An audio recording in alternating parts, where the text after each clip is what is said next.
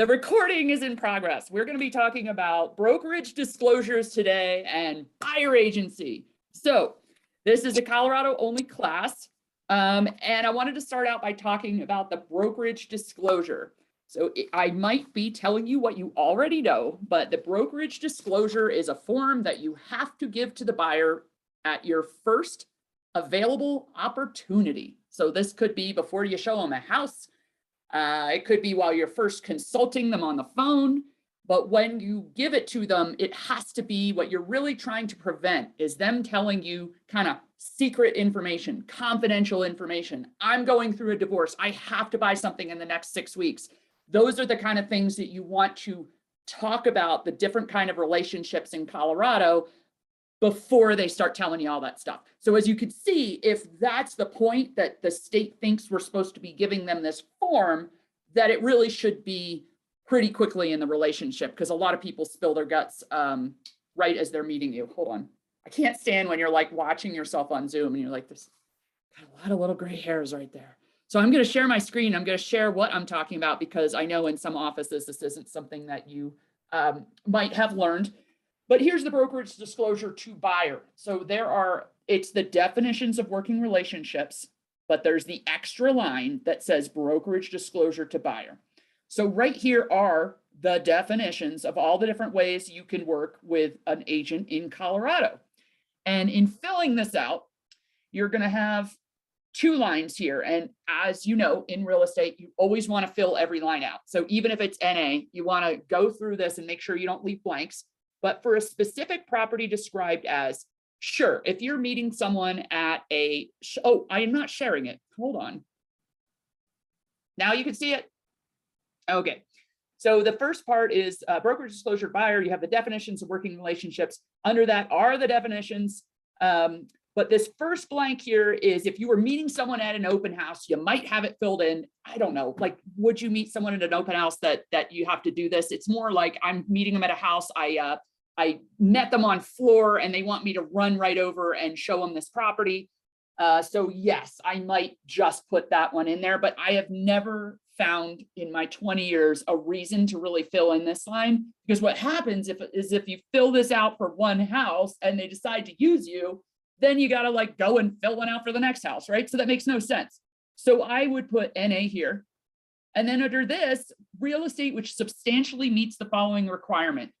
The way I fill it out says any home suitable to buyer's needs. Now, the way this works is you can fill out 100 of these with 100 different realtors, and it just means that you've done your job by the state of Colorado. It doesn't mean like, oh, I have this brokerage disclosure signed. You can't use anyone else. So because of that, you could have this filled out for someone, and Joe Schmo over at your big competitor can have one filled out for them, and that's okay. You can both now show them properties. The state of Colorado will allow you to do that. But if they're worried about it and they say, oh, but I don't want to step on so-and-so's toes because I told them if it was the next town over that I would use so-and-so, but they don't come to Montrose, they don't come to Durango, so I'm going to use you for that. If they're nervous about it, then you just write in any home in, like for us, it would be La Plata County.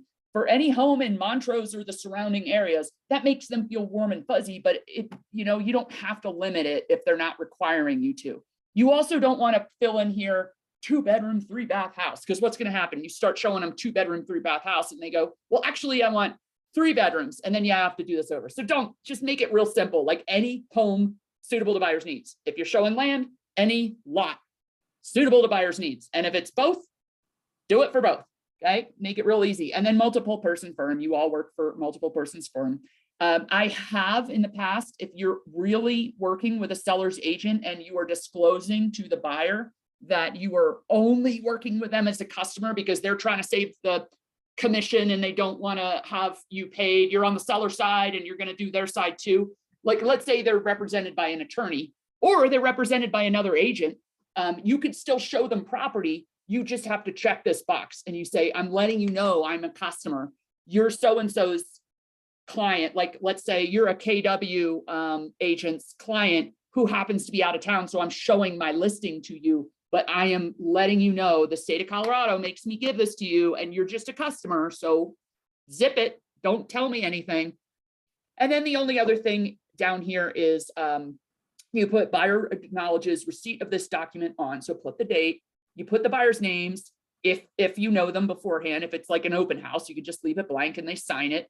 Again, you put the date you provided it to them, broker provided, and then you're putting the buyer's names, Mr. Smith, with this document via, and via would be either email or like electronically or in person. Those are the two choices really. And then this self-fills, right? So now let's go back through this. If one thing I used to suggest, if you're not a good paper person and you're like, I have to do these showings on the fly and I'm on floor and I don't have time to fill these things out. What I used to do in the resort office that I managed in the very short time that I was not at Coldwell Banker is I'd have a stack of these by the door because they had people coming in all day. So instead of having to go and say, oh, so what was your name and how do you spell that? I just have a stack of them and they were ready to go. So they'd grab one, take it, go show the property, get it signed as they're opening the door. Here you go. I need you to sign this. And then don't worry about it. The only other thing that could happen is you have someone, you don't explain it very well what this form is. They're afraid to sign it. Oh, I don't sign anything. That's fine. I have to give you this. This is the state of Colorado makes me give this to you. We'll sign it when we sign a contract if you decide to, right? So in that case, you're going to just fill this out and then you write, you could write buyer did not sign on that date. You still provided them a copy, right? So you still did your job. They just didn't want to sign. Don't make a big deal out of it if they don't want to sign, but it's mostly in the way that you present it to the buyer. That's why they decided not to sign, because you fumbled. You made it seem like it's a big deal. They get afraid to sign because they say, what am I signing? So I'm gonna present it. I'm really rusty because it's been many years since I actually showed a property, but I'm gonna present this as I did. So let's say I have a buyer, I met them on floor, I'm gonna race out and I'm gonna go show them a house, and I got this, it's raining outside and I'm trying to open the door and I have this brokerage disclosure and I really want to give it to them. And you're like, what do I do? But you need to give it to them at your first available opportunity. So you unlock the door and you say, hey, before we get started, I have this form that I have to give you by the state of Colorado. And all it says is there are different ways of working with a realtor. You can work as a transaction broker, or you can be a buyer's agent. The difference is, as a transaction broker, I can give you all the information that you need to make a decision, the positives, the negatives, and then you make the decision on what you want to do. As a buyer's agent, we actually need a contract. And so we're not doing that today. But as a buyer's agent, I give you all the information you need to make a decision. I give you the positives and the negatives and the things that could happen. And then I say, maybe we should go into this negotiation starting somewhere around here. So I'm on your team and giving you advice, okay? So as a TB, we can always be a buyer's agent, but let's see if you like me and I feel like I can work with you before we do any of this. But then I do, so all this says is that I can show you any property that you want me to. You can sign 100 of these with 100 different realtors. It is, I work for a multiple person firm, and right here, where is it? This is not a contract. It's not a contract. So if you don't mind, state of Colorado makes me do this. So if you see the eye roll, you're like, I gotta do this. It's one of the forms. And if you don't mind signing, I have a copy of this in this folder that I made. Just so that they know that I did my job. And if the people respond that say, I've already seen 4 things and nobody made me sign one of these, they're like, wow, I'm surprised we're supposed to get you to sign one before we show property. Because it's true, like they're not doing their job if they're not showing them this disclosure, because then the person's telling them, the buyer's telling them all sorts of things that they probably shouldn't have said. But does that all make sense? So in Ninja, what we learned is I'm super ninja. I'm a super ninja. No, in Ninja, what we learned is that you don't want to, like, I don't know. Some agents are really good at saying, hey, you want to work with me? We have to be a buyer's agent. But I learned to say, let's like get to know each other and make sure that I feel comfortable working with you and that you feel comfortable working with me. You're putting it both ways. It's not like, oh, please, buyer, please work with me. You're trying to say like, I got some confidence here and I might not want to work with you because you might not be ready to buy a house. But I get this signed on the first time and then we discuss later, if they're about to write an offer or the second time I go to show them a property, once I was in business for years, I would make them sign a buyer's agency if they wanted me to take them out more than a couple times, because I don't want to waste my time with somebody that's just going to use somebody else. And you get that a lot in this market where you have people that are playing the field, so to speak, because they feel like if they can use your competitor's office, they might hear about things that aren't on the market yet. And then they're going to use you, Hazel, and they might hear something at Coldwell Banker that hasn't come up yet. So I think you just need to do it the way you want to, but that's the whole purpose of this buyer's disclosure. Okay, so don't get confused. There is a totally different form. If you use CTME, this is all the way down in the smart contract section. There's another form called definitions of working relationships. Don't ever use that form. There's no reason to ever use that form. It gives you this part, but there's nowhere to acknowledge how you're working with them, right? It's the definitions. Yes, I received it, but it doesn't say, hey, buyer, we're going to work this way with you. So in that case, there's no reason to ever use that form. Some people say, well, I only get buyer's agency signed, so I'm going to use the definitions form first, then I'm going to do buyer's agency. But I find that that's going to confuse you in your head. So just know, look for the one that actually has brokerage disclosure to buyer. And it's very similar when you're working with a for sale by owner, you're going to get a brokerage disclosure to seller signed before you go into their house, right? You're going to get it signed so that you're telling that seller, same deal, that I'm letting you know, I've got a buyer agency with these buyers that are standing out in the parking lot. I want you to sign this and realize I work for the buyers. So keep your mouth closed about anything you need to sell tomorrow and that kind of thing. So it's a warning. And the state of Colorado does that because they want consumers to be aware of how they're working with people. So tell me any questions you have about that form. I have one question. So if you're doing an open house, do you just take a stack of those with you if you're representing the seller? And if a buyer comes in and just starts telling you how much they love the house, you have them sign it at that point? Or I think that's what I would do. I didn't used to usually have them around, or if I did, I'd have one.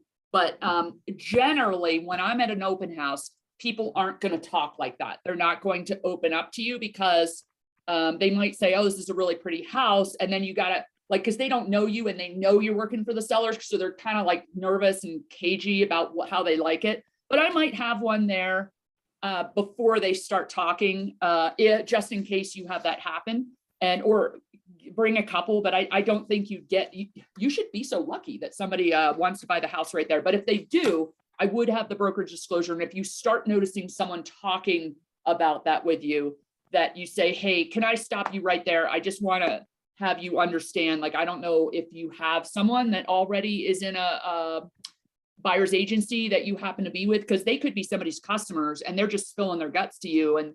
And that would be a time that you'd really want, hey, I'm working with Joe Schmo, but God, I really love this house. Could you tell me more? I might need, my kids are moving out and we have to find a place. That's the part where you're like, hey, I just need to stop you. Let me pull out this brokerage disclosure. I've never had to use that in practice, but it is a great idea, Crystal, to be prepared for. Thank you. Yeah. Any other questions about that one? Okay, so let me go over my notes and see if you can understand. I wanted to just repeat how I explain that. I'm going to read this to you. There are different ways of working with agents in Colorado. You can be a transaction broker or a buyer's agent. As a transaction broker, you get all the information you need to make a decision. You can have comparables. I can give you the positives and negatives of different choices, and then you make the call of what you want to do. It requires no contract. You can work with 20 different agents at 20 different offices and have 20 of these things signed. A buyer's agent, on the other hand, gives you all the information you need to make the decision, positives and negatives of different decisions, and says, what do you think that we go into it like this? But it does, you still make all the decisions, but I can give you advice. There's a lot more hand-holding in that relationship. It does require a contract, but let's get to know each other. And if you, like me, I do only work with one person at a time for each type of property. And we'll get into that in a minute. So if you like me, then I can talk to you about buyer's agency. Does that sound good? So what I generally do is when I'm meeting someone and I have a buyer's packet, you want to have a buyer's packet ready for every new buyer you meet. So it looks like you've done as much as you can. So it might include comparables for this property. It might include, even if you're on the seller side, you want to put comparables in there. You're going to put your resume in there. You're going to put any designations like little flyers about who you are, maybe about title insurance if they're a new buyer. You just like walk around your office and look for things that could go in a buyer's packet, and we could have a whole class about that. But I would also have a copy of the buyer's disclosure that you have signed already. You don't have to make them sign it. It's just in their folder. Get a nice presentation folder. Coldwell Banker has nice white presentation folders, at least in our office. I keep them under lock and key, but you can always come get one.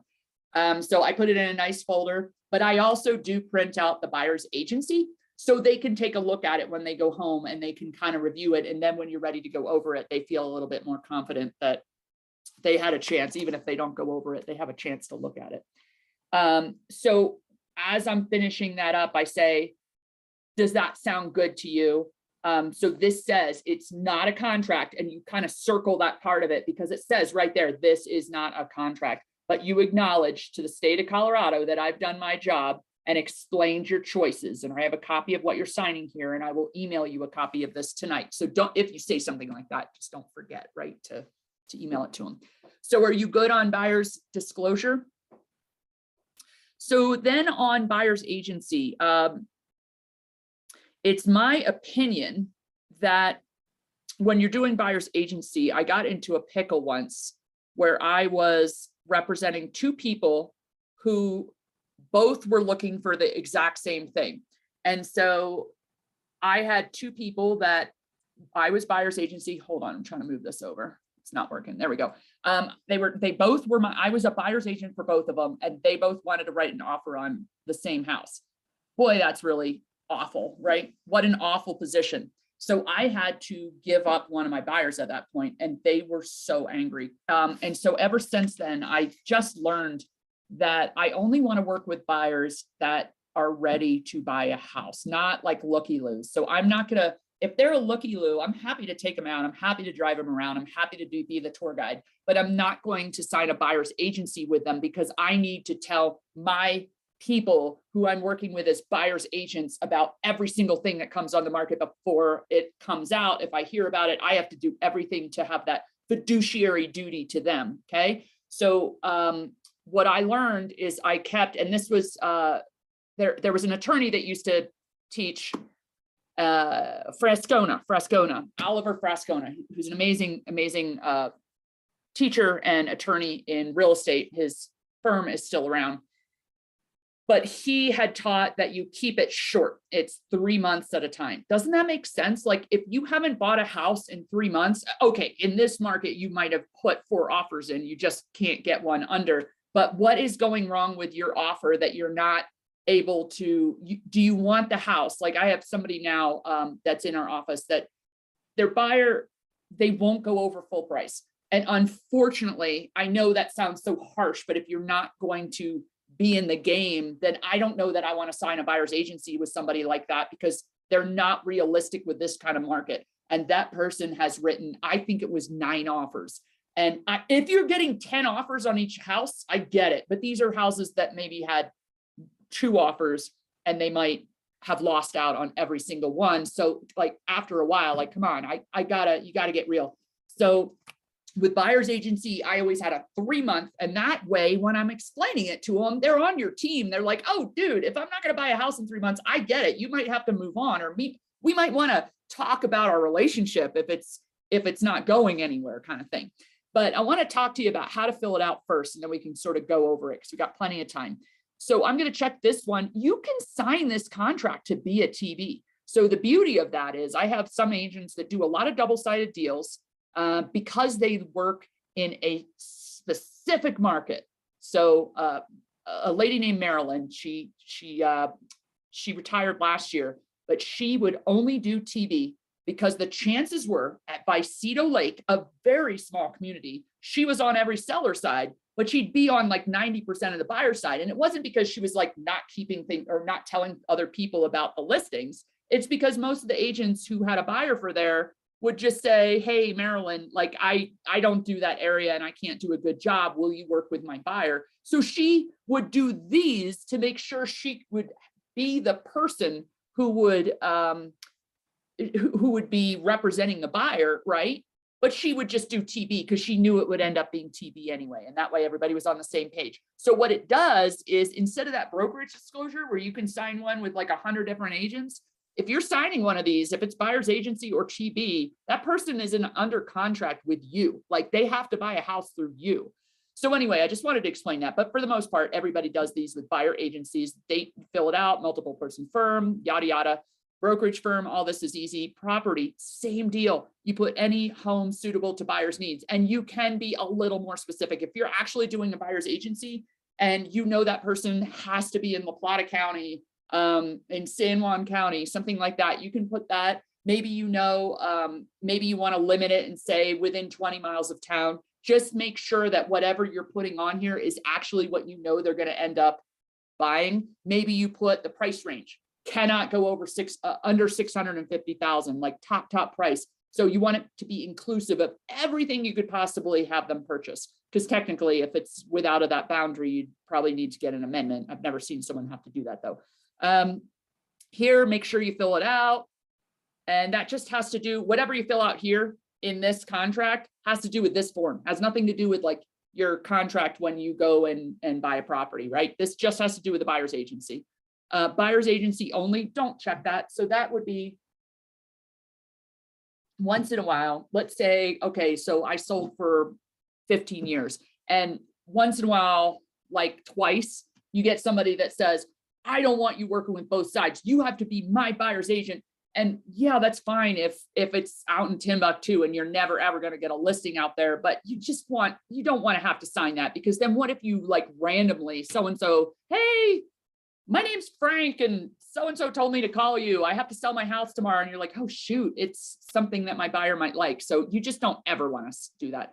Here's all the brokerage disclosure duties this is for every person who's a realtor that's representing a buyer. And then there's the extra duties, this too. Then there's the extra duties. So you do want to get in there and really read this through. You should be reading all contracts once a year or so, like know what's in these, right? So these are the additional duties of the buyer's agent. Like I am promoting your interests. I am seeking a price that is acceptable to you. I am not trying to get the deal together. I'm trying to get you what you want. And I'm counseling you to the benefits or risks that are actually known by broker, okay? So compensation, the way I fill this out, I'm sure all your offices are the same thing. It's a success fee, 3%. And then I just put NA right there, right? So then I put under, this is all NA, right? And under other compensation, I don't check the box, but I write no other compensation because I like that because then when I'm reading it to you, I point that out and say like, I get 3% only if you decide to buy a home and it actually closes. I don't get anything for all my time before that. There is no other compensation. I kind of feel like it really hits home when you say it that way. Your choice. And then you leave all this blank because it is the lease. And then this is what I check right here. I went for years and years and did this and I got like so royally messed over with buyers. So I would recommend that as quick as you can in your real estate business, you stop checking that box and you start checking this box and just get really good at explaining it to people because that's the problem. It's all about the way you explain it, the confidence you bring to the transaction. If you're not confident, you're going to say, oh, you don't have to pay me. If you find something and somebody else told you about it, like, I'll walk away, no problem. I know I showed you property for 2 years, right? It's going to happen to you a couple of times. And you're going to stop doing it. But this means they actually have to pay you. Like they decide to find a house. I had one guy, I worked with so many of his family members and he's like, I don't know, he's in his 60s and he comes in, super nice family guy. And I had shown him property for 2 years. I actually did have this checked. And he comes in, he goes, you would be so happy for me after 2 years of showing him so many properties. I just put it for sale by owner under contract this morning. I'm so excited. I'm like, I'm so happy for you. Like, what am I going to do? I just let it go, you know? But you have to do that. So you actually like have the conversation with the person that you actually have to pay me for my time if you buy something. Holdover period, I always put 180 days here. I've seen 90 days is pretty common. And then I put will here, okay? Broker, and we'll go over all this later as if you're a buyer. So buyer's obligations to broker, you want to put has not, but you're going to explain this to the buyer. So it actually, you know what you should be putting in here. Brokerage services. So I've noticed, because I used to read every single contract that came in my office, and what other people do here is they start as they get longer into real estate, putting things that they do that are special to them. They make themselves seem like, I do all these cool things for you over and above this stuff, right? This is already in the contract. So don't be putting negotiating in there. Like, it's already in the contract that you have to do that stuff. Think of like, I'm going to go out and I'm going to send 100 letters and I'm going to promises, anything that you do that you, whatever, pitch the need to the agents in the office, anything that's different. But I've noticed some agents after 10 years of being in business really have a nice couple of sentences in there, but otherwise you can just put NA. It just looks kind of sloppy if you have nothing in there. So maybe think of something you could put. So here's what I put in: brokers' limitations on accessing properties. Montrose, you're on the same MLS system as me. So I put here, CREN MLS, okay, because that's my MLS. And for sale by owners, don't put FSBO because not everybody knows what that means, but and for sale by owners with seller's permission, okay? Because you can't just like assume they're going to let you in their house, but that's your limitations on accessing properties. You can get anything in the MLS, but not all for sale by owners possibly. And then what following multiple listings do you do? CREN MLS is one. If you want to say, we'll check Zillow for sale by owners, that's fine. That's another thing I forgot to tell you. So one idea that I have for this is I would check, I put my buyers on an auto notify. Okay, so you set up the search in Paragon or whatever you have for your MLS, and it automatically tells them when there's a new listing. So if it's 7 a.m. on a Saturday morning, you're going to have an auto notify to your buyer that this might be a listing that you're interested in. They don't have to wait for you to get to the office on Monday to see that you already missed the house. So if you do that, just make sure you're always BCCing yourself or CCing yourself so that you at 7 a.m., you wake up at 9 and you're like, oh God, there's a new listing this morning. I better go check that out. So make sure you CC yourself so your buyer's never calling you and telling you about something you didn't know. Disclosure of buyer's identity. I've never had something that I couldn't disclose the buyer's identity, but sure, if you're working with Tom Cruise, he might say does not.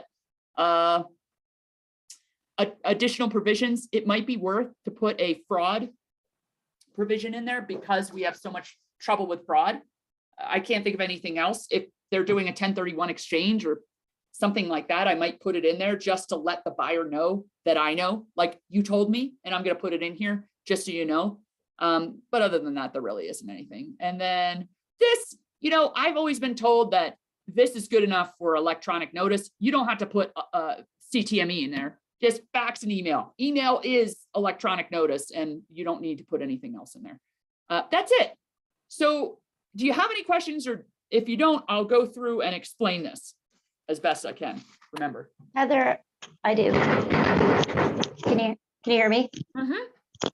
Oh, so I had a friend who got a buyer's contract in Arizona, and they had put a fee in there. Is that just a normal thing for other states to do, or is that? Yeah, we just don't do that. Too?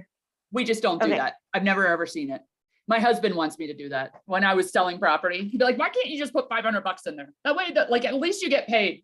He goes, why can't you do that? I said, I would be the only agent in all of our association down here is DAR. I said, I wouldn't get any buyers because they'd be like, well, if you want to work with Heather, you got to give her $500 no matter what. So it's not normal and customary to our area, but I'm sure it is in other areas. Thank you. Absolutely. Good question. Anything else? Okay. So what I would do is I'd have the person say, I'm ready to write an offer, and say, okay, it was normal and customary until about 8 years ago. For my area, I have no idea if this is the same around the state, to be almost always TB.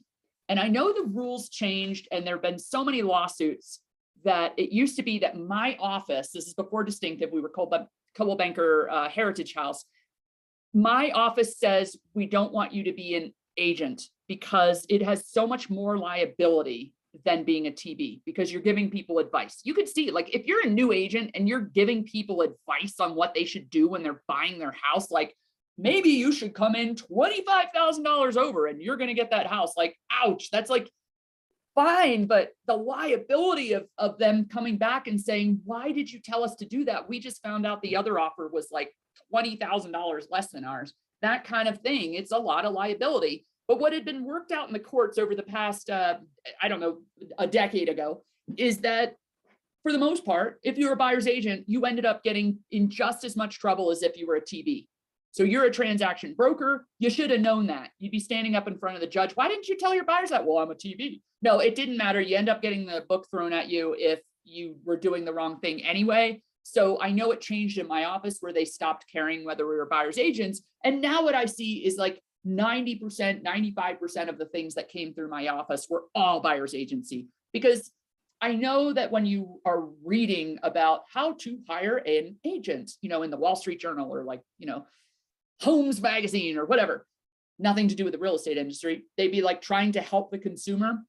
And they would say in Colorado, why would you ever have a TB when you can get advice? Like, you're paying the same amount or the seller's paying the same amount. Why would you not want to get advice with your transaction? So like, duh, it sounds better, right? So what we found is that the market turned and almost always you're having the buyer's agency now. So it is totally okay to do this right as you're about to sign an offer, but you want to do it before you're giving the person advice. So let's say you had the brokerage disclosure signed 2 months ago, and now you're at a position, you show them that there's a buyer's agency and then they kind of forget about it, right? And then you're getting to a point where they say, Heather, what should we do? We really want this house.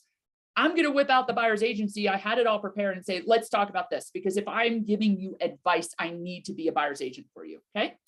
So then I'm going to go through this and say, look, this is a contract. So it's between me and you. And it means that we're both committing to work with each other. So I would be your buyer's agent. And this is very boilerplate. That's the word I use.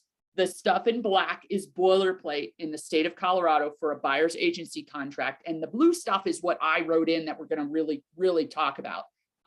So I work for a multiple person firm. This is my brokerage company.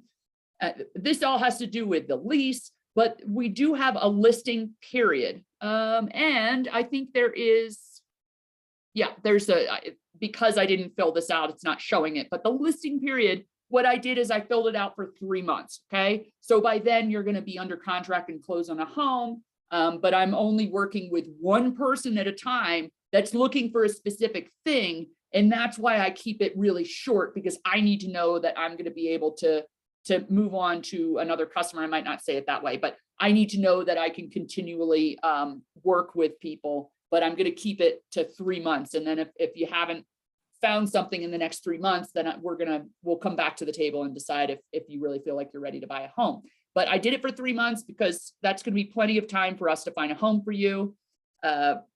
If the listing endpoint is on a weekend, we're just going to extend it to the next business day, no big deal. This explains that it is okay in the state of Colorado for Sammy in my office to have the listing and for me to be a buyer's agent for you. So they might be a seller's agent and I'm a buyer's agent, and we don't talk about the confidential information that you've told me. So it is okay to do that. So I can be your buyer's agent if there happened to be a time that I happen to have a listing that is something you want to write an offer on.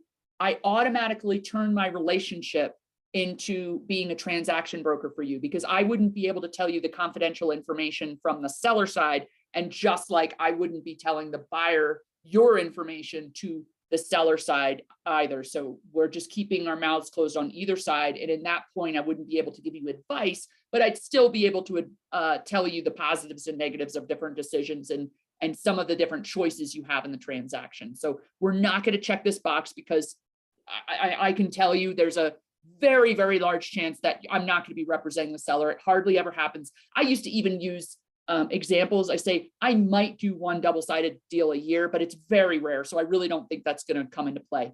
But here's all the brokerage disclosure duties that I would have to do for you. And I might go through these just kind of fast. Like, I need to disclose if there's anything adverse material. If you're ready to write an offer, I might breeze through these kind of quickly, but I am going through every point so that they understand, like, I have to perform the terms of any agreement I have with you. I need to present the offers to you in a timely manner as soon as I hear about something happening. I need to advise you regarding the transaction and to obtain expert advice, accounting in a timely manner, keeping the buyer you fully informed. I can't disclose, and just so you're aware, I can't disclose that you would be willing to pay more than you're telling them, right? It's okay to talk to me about that because I would not be telling the other side that. What your motivation is, unless you've discussed that it's okay for me to tell them something, I would never be telling them that. And also that other than what you've put in the offer that you could, like, let's say that you could do cash, but you put a loan in there, I'm not going to be saying anything about your financial terms and also any material information about the buyer, unless it meant that, you can't, the only thing that I have to disclose is if I actually know you can't perform the transaction, I need to tell the other side that, okay? So then I'm kind of going through these one by one, but not taking a lot of time. You're just kind of reading them too, and please stop me if you have any questions kind of thing. But then here's the additional duties that I have to you. I need to promote your interest. I am not trying to get a deal together. I am trying to promote your interest only with the utmost good faith, loyalty, and fidelity. I am seeking a price and terms that are acceptable to you, and I am counseling you as the material benefits of or risks of a transaction that are actually known to me. Okay. So if I'm so lucky and you find a home and we close on it, my success fee is 3%. I have only had it once. So this is how I explain it. Only once in my 10 years of doing business have I ever had the buyer have to pay it. It was in a commercial deal and the seller just wasn't willing to pay, but it's almost always, you're going to have the seller is always willing to pay my commission. And if they aren't, I will tell you before we see the home. I will never surprise you afterwards and say, oh, by the way, we're writing an offer. You got to pay my commission. I'll always tell you. And that's the truth. You have to read the commission when you're going and showing property, because if it's less than 3% and you want that 3%, you have to have that discussion as you're walking in the door. Say, hey, I'm letting you know that there's one house we're going to go see today where they're not offering a co-op commission. That's what we wrote into our contract. So in that case, if you really like that home and you really find that it's worth it, I'm letting you know there's an extra cost to that property. And then they're like, oh yeah, whatever.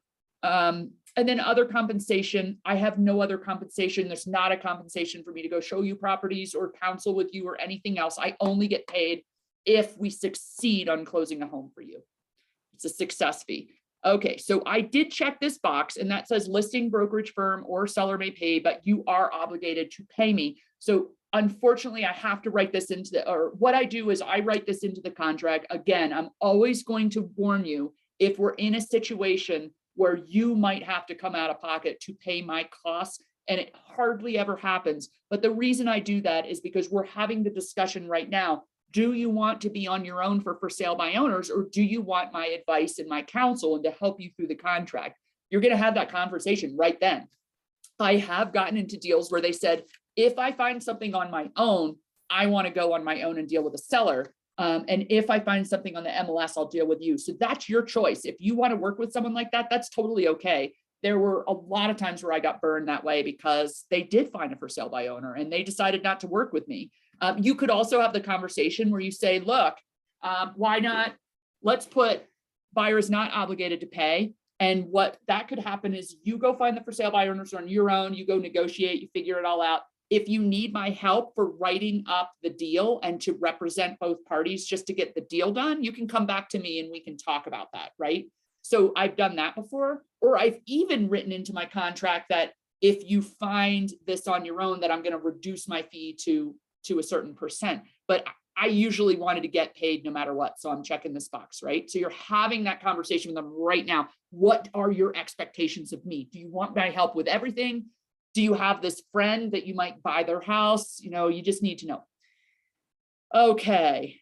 Then I'm going to the holdover period. And this is how I explain it. I say, Unfortunately, I need to write this into the offer because once in a while it has happened to me where the seller might say, hey, stay a little later after the showing. I leave. The seller tries to negotiate that they want to do a deal with you without the use of me. And then you're going to save some money. And unfortunately, you can do that. I'm going to let you do that. That's what my face looks like. I'm kind of joking. I'm like, you're welcome to do that, but I'm going to make it really hard on you.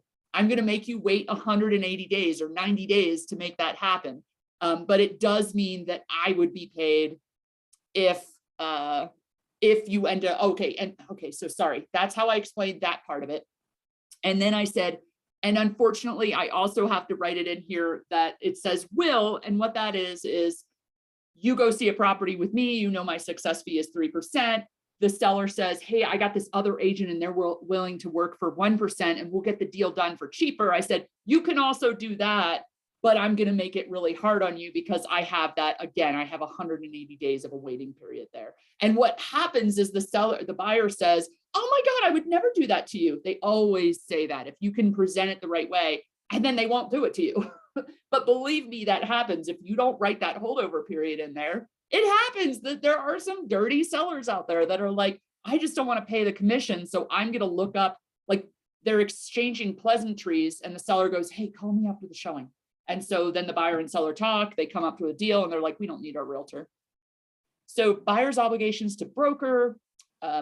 This part, I actually was sitting with one of our top agents last week when they were explaining one of these to a buyer. And I loved how she explained the limitation, Diane Heleno. She was explaining the limitation on third-party compensation. She said, the reason this is in a contract is it means I can't go and tell you, you should work with this home warranty company and they're going to give me a kickback on the side. So if I give you advice on who to call for a handyman or a home warranty company or a title company, just know I'm not getting paid for that. I'm telling you that because I actually think they do a good job. And I thought that was worth explaining. Sorry. That's my ring central. I don't know if you can hear that. It'll go away in a minute. So buyer's obligations to Briar to broker. This says that you are not currently a party to any agreement. You have not signed one of these with anyone else, have you? So you have that conversation because some people lie and they don't know that they signed it. So you do want to have that conversation with them up directly to their face and ask them, have you signed one of these with somebody else? And if they say, I'm not sure, you probably don't want to sign this with them until you get clarity on who that was and what they signed. Can you get a copy of it from the agent so I can look at it? Because you don't want to be signing one of these and need to do all the work for someone and then find out some other agent gets paid because they had the buyer's agency before. That makes sense? And then you also want to make sure that they aren't on the list of that holdover period up here for anyone else. So maybe they had a listing contract with somebody, it expired, and now somebody else gets paid. Okay, so do talk to them about that. And this part here, the right of someone to cancel. If you get really stinking mad at me and think I'm not doing my job, I'd ask for you to actually tell me before you want to cancel. But if you feel like I'm not doing my job, please let me know. I'd like to correct it. But obviously I would want to let you out of the contract. And then brokerage services, additional tasks. I sign you up for an auto notify, so you're going to know of everything on the market. When I come to the office 5 days a week, I am checking to see if there's a new for sale by owner on Zillow. If I notice a sign somewhere, I am going to drive through the neighborhood. I'm going to send out a group of postcards to the neighborhoods you like, whatever it is you do, just explain it. Showing properties, I have the ability to go through any property that's in the MLS, and then a for sale by owner, I'm going to call them and make sure I have permission to go in their home. Those are my limitations. I have the right to disclose your identity which is on the offer.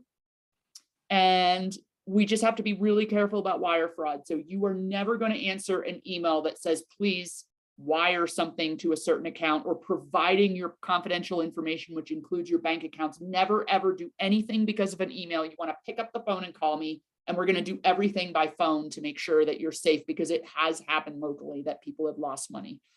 I have to recommend legal and tax counsel. Before you sign a contract, you want to make sure you talk to your attorney or your accountant about whether it's a good idea to get into a contract if that's important to you. And mediation, this is also in the contract to buy and sell. If you get really stinking mad at me and I get really stinking mad at you and you want to go and sue me, by signing this contract, it says that we're actually going to go to mediation first by the terms of this contract before we go and sue each other. And additional provisions, maybe the wire fraud. That's it. And so we can do everything in counterparts. We can do electronic signatures. We make it really easy. And then I do go over Megan's Law because this is the place where it is. And then I'm going to go over it again when I'm under contract. So I go over it twice and I can go through that at some other time. But I say Megan's Law, this is the only place that it's actually in writing in anything with our contracts, is if it's important to you to know whether there's a sex offender living next to you, that you have the right to look into that before, while we're going under contract, before you close on the property. You want to ask me and I'll point you in the right direction to get the information you need. So with that, this is it. And so then you get, that's it. Get them to sign it. Any questions? I have one question, Heather. Go ahead. So if you show a buyer house and let's say you have a contract for 3% and they're only offering 2.5. Oh, and you could bump that down to the 2.5, but do you do an amendment to the contract, or at what point do you don't have make to. that applicable? You don't have to. That's a great question. And I totally meant to touch on that. So when I'm going over that part about the commission, and I'm sorry, I should have mocked up this because I didn't realize it wouldn't show me where the little lines are. But in the compensation, it says 3%. So when I'm going over this with someone, my success fee is 3%. Okay. So if I see something out there that's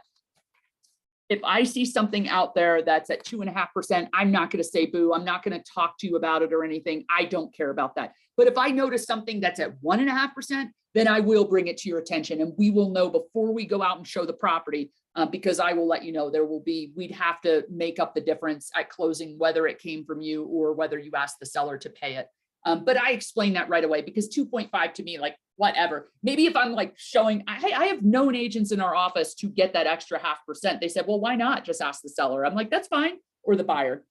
I said, that's fine. That's what you wrote into your contract. But I always said like 2.5%, I don't care. The reason that I started caring though, is it never fails. You have someone that has 15 houses that you're going to show. Should we be so lucky that we have 15 houses that would match what they're looking for in this market? But let's say it's 15 houses and one of them is paying like 1.75%. It never fails that that's the one they want to write an offer on. So that happened to me and I'm showing all these houses. I'm like, they're not going to like this house. It's a family of 5 and it's like all the way up the mountain and it's like 4.5 miles of dirt. There isn't even a real well. It's all a cistern. Like they are not going to buy this house. Well, guess what? So it just burns you because then you get paid and you're like, I did so much work and I can't believe I got that little money. So if you get into that position where you actually have to talk about it, like you're writing the offer, you can tell you can't put it in the offer that says you're going to pay the buyer's agent this extra amount of money, but you can advise your person before you get in the car, hey, there's one property we're showing today that happens to be paying 2% in the, I'll tell you as we're going up to the house, but in the event that you like that house, you want to write an offer, we'll talk about that. And if you want to structure it into the offer, you're welcome to do that, but there would be an amount to make up and I can do a spreadsheet for you or whatever you need. But I'll let you know. And then you get to the house, you say, hey, this is the one. And they say, well, how much would that be? $4,000. Like, okay, that's no big deal. Well, we'll eat it. Or they might say, well, God, that doesn't seem fair. And I say, well, we can just write it in the offer if you're instructing me to. So they have to instruct you to write it in an offer. But that's mostly what people do is they just say, see, in this market, it'd be really hard to say, we're going to go $25,000 above list price, but we need you to make up the $4,000 from the buyer's agent. So they'd probably just have to suck it up. But it's a really difficult conversation to have, and you just need to start it. Hopefully you don't learn from my mistakes, which I waited way too many years to start caring, about how much money I was bringing in with each deal, but you're worth what you put into it. You're putting all your expertise, all your time, all your love into the transaction. Like you need to get paid what you're worth, but 2.5% never bothered me. And it's just a business call on your end. Anything else?